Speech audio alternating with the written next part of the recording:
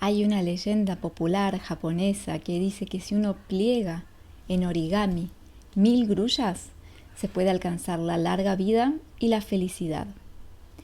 El cuento que voy a leer se llama 1000 grullas y es de Elsa Isabel Bornemann. Naomi Watanabe y Toshiro Ueda creían que el mundo era nuevo, como todos los chicos, porque ellos eran nuevos en el mundo, también como todos los chicos. Pero el mundo era ya muy viejo entonces, en el año 1945, y otra vez estaba en guerra. Naomi y Toshiro no entendían muy bien qué era lo que estaba pasando. Desde que ambos recordaban sus pequeñas vidas en la ciudad japonesa de Hiroshima, se habían desarrollado del mismo modo, en un clima de sobresaltos, entre adultos callados y tristes, compartiendo con ellos los escasos granos de arroz que flotaban en la sopa diaria y el miedo que apretaba las reuniones familiares de cada anochecer en torno a las noticias de la radio, que hablaban de luchas y muerte por todas partes. Sin embargo, creían que el mundo era nuevo y esperaban ansiosos, cada día, para descubrirlo. Y también se estaban descubriendo uno al otro. Se contemplaban de reojo durante la caminata hacia la escuela, cuando suponían que sus miradas levantaban murallas y nadie más que ellos podían transitar ese imaginario senderito de ojos a ojos. Apenas se habían intercambiado algunas frases. El afecto de los dos no buscaba las palabras. Estaban tan acostumbrados al silencio. Pero Naomi sabía que quería a ese muchachito delgado que más de una vez se quedaba sin almorzar por darle a ella la ración de batatas que había traído de su casa. «No tengo hambre», le mentía Toshiro, cuando veía que la niña apenas si tenía 2 o 3 galletitas para pasar el mediodía. «Te dejo mi vianda», y se iba a corretear con sus compañeros hasta la hora de regreso a las aulas, para que Naomi no tuviera vergüenza de devorar la ración. Naomi poblaba el corazón de Toshiro. Se le anudaba en los sueños con sus largas trenzas negras, le hacía tener ganas de crecer de golpe para poder casarse con ella. Pero ese futuro quedaba tan lejos aún. El futuro inmediato de aquella primavera de 1945 fue el verano, que llegó puntualmente el 21 de junio y anunció las vacaciones escolares. Y con la misma intensidad con que otras veces habían esperado sus soleadas mañanas, ese año los ensombreció a los dos. Ni Naomi ni Toshiro deseaban que empezara. Su comienzo significaba que tendrían que dejar de verse durante un mes y medio inacabable. A pesar de que sus casas no quedaban demasiado lejos una de la otra, sus familias no se conocían, ni siquiera tenían entonces la posibilidad de encontrarse en alguna visita. Había que esperar pacientemente la reanudación de las clases. Acabó junio y Toshiro arrancó contento la hoja del almanaque. Se fue julio y Naomi arrancó contenta la hoja del almanaque, y aunque no lo supieran, por fin llegó agosto, pensaron los dos al mismo tiempo. Fue justamente el 1 de ese mes cuando Toshiro viajó junto con sus padres hacia la aldea Miyashima. Iban a pasar una semana. Allí vivían los abuelos, 2 ceramistas que venían apilarse vasijas en todos los rincones de su local. Ya no vendían nada, no obstante sus manos seguían modelando la arcilla con la misma dedicación de otras épocas. «Para cuando termine la guerra», decía el abuelo, «todo acaba algún día», comentaba la abuela por lo bajo. Y Toshiro sentía que la paz debía de ser algo muy hermoso, porque los ojos de su madre parecían aclararse fugazmente cada vez que se referían al fin de la guerra, tal como a él se le aclaraban los suyos cuando recordaba a Naomi. ¿Y Naomi? El 1 de agosto se despertó inquieta. Acababa de soñar que caminaba sobre la nieve, sola, descalza, ni casas ni árboles a su alrededor. Un desierto helado y ella atravesándolo. Abandonó el tatami, se deslizó de puntillas entre sus dormidos hermanos y abrió la ventana de la habitación. ¡Qué alivio! Una cálida madrugada le rozó las mejillas. Ella le devolvió un suspiro. El 2 y el 3 de agosto escribió trabajosamente sus primeros haikus. Lento se apaga el verano, enciendo lámpara y sonrisas.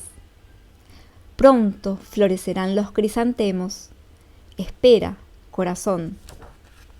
Después achicó en rollitos ambos papeles y los guardó dentro de una cajita de lata en la que escondía sus pequeños tesoros de la curiosidad de sus hermanos. El 4 y el 5 de agosto se los pasó ayudando a su madre y a las tías. Era tanta la ropa para remendar. Sin embargo, esa tarea no le disgustaba. Naomi siempre sabía hallar el modo de convertir en un juego entretenido lo que acaso resultaba aburridísimo para otras chicas. Cuando cosía, por ejemplo, imaginaba que cada 222 puntadas podía sujetar un deseo para que se cumpliese. La aguja iba y venía laboriosa, así quedó en el pantalón de su hermano menor el ruego de que finalizara enseguida esa espantosa guerra, y en los puños de la camisa de su papá el pedido de que Toshiro no la olvidara nunca. Y los dos deseos se cumplieron, pero el mundo tenía sus propios planes. 8 de la mañana del 6 de agosto en el cielo de Hiroshima. Naomi se ajusta el obi de su kimono y recuerda a su amigo. ¿Qué estará haciendo ahora? Ahora Toshiro pesca en la isla mientras se pregunta ¿qué estará haciendo Naomi?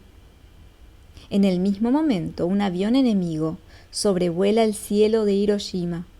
En el avión, hombres blancos que pulsan botones y la bomba atómica surca por primera vez un cielo. El cielo de Hiroshima. Un repentino resplandor ilumina extrañamente la ciudad. En ella, una mamá amamanta a su hijo por última vez. 2 viejos trenzan bambúes por última vez. Una docena de chicos canturrea Donguri Koro Koro Donguri Ko por última vez. Cientos de mujeres repiten sus gestos habituales por última vez. Miles de hombres piensan en mañana por última vez. Naomi sale para hacer unos mandados. Silenciosa explota la bomba. Hierven de repente las aguas del río y 500.000 de japoneses, 500.000 de seres humanos se desintegran esa mañana y con ellos desaparecen edificios, árboles, calles, animales, puentes y el pasado de Hiroshima. Ya ninguno de los sobrevivientes podrá volver a reflejarse en el mismo espejo, ni abrir nuevamente la puerta de su casa, ni retomar ningún camino querido. Nadie será ya quien era. Hiroshima arrasada por un hongo atómico. Hiroshima es el sol, ese 6 de agosto de 1945, un sol estallando.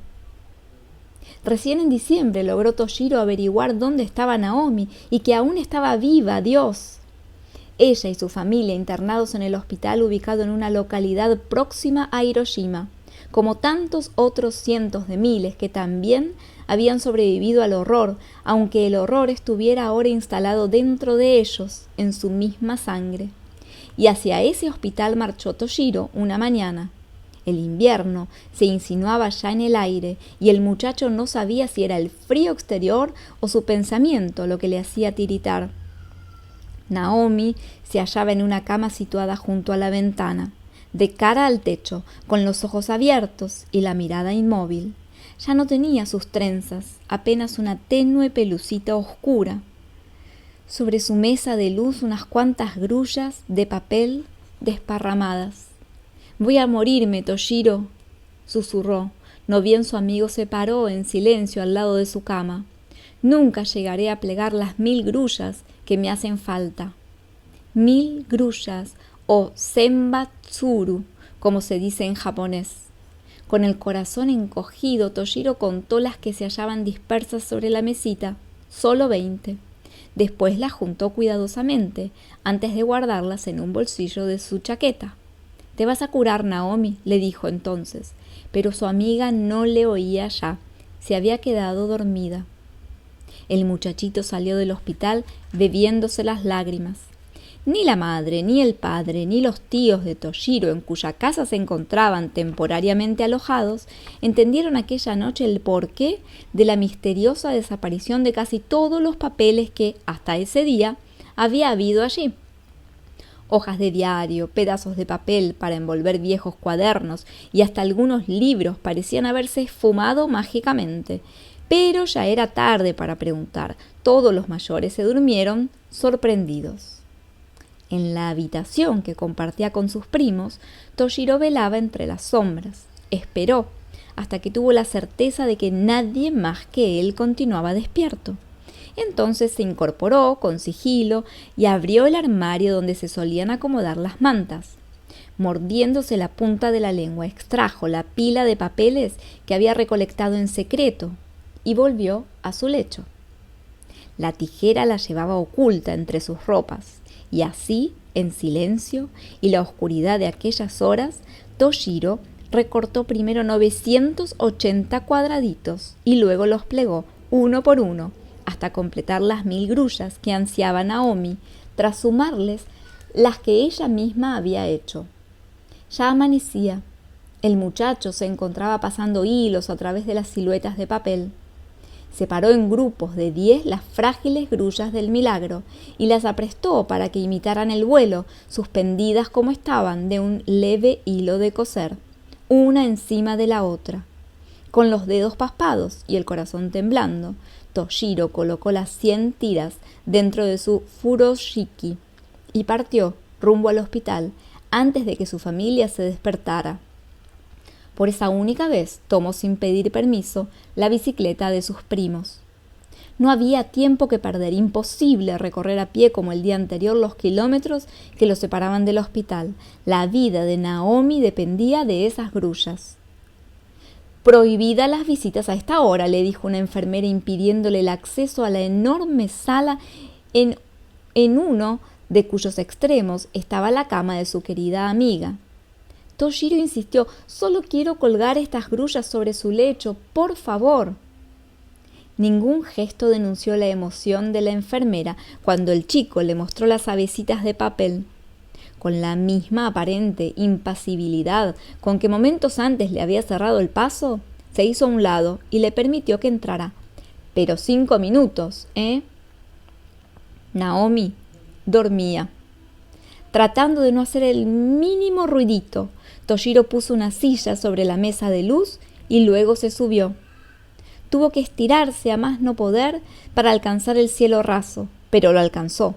Y en un rato estaban las 1000 grullas pendiendo del techo, los 100 hilos entrelazados, firmemente sujetos con alfileres. Fue al bajarse de su improvisada escalera cuando advirtió que Naomi lo estaba observando. Tenía la cabecita echada hacia un lado y una sonrisa en los ojos. «Son hermosas, Toshi-chan, gracias». «Hay 1 millar. Son tuyas, Naomi, tuyas». Y el muchacho abandonó la sala sin darse vuelta. En la luminosidad del mediodía, que ahora ocupaba todo el recinto, 1000 grullas empezaron a balancearse, impulsadas por el viento que la enfermera también dejó colar, al entreabrir por unos instantes la ventana. Los ojos de Naomi seguían sonriendo. La niña murió al día siguiente. Un ángel a la intemperie frente a la impiedad de los adultos. ¿Cómo podían 1000 frágiles avecitas de papel vencer el horror instalado en su sangre? Febrero de 1976. Toshiro Ueda cumplió 42 años y vive en Inglaterra. Se casó, tiene 3 hijos y es gerente de sucursal de un banco establecido en Londres. Serio y poco comunicativo como es, ninguno de sus empleados se atreve a preguntarle por qué, entre el aluvión de papeles con importantes informes y mensajes telegráficos que habitualmente se juntan sobre su escritorio, siempre se encuentran algunas grullas de origami dispersas al azar. Grullas seguramente hechas por él, pero en algún momento en que nadie consigue sorprenderlo. grullas desplegando alas en las que se descubren las cifras de la máquina de calcular, grullas surgidas de servilletitas con impresos de los más sofisticados restaurantes, grullas y más grullas, y los empleados comentan, divertidos, que el gerente debe de creer en aquella superstición japonesa. Algún día completará las 1000, cuchichean entre sonrisas. ¿Se animará entonces a colgarlas sobre su escritorio? Ninguno sospecha siquiera la entrañable relación que esas grullas tienen con la perdida Hiroshima de su niñez, con su perdido primer amor.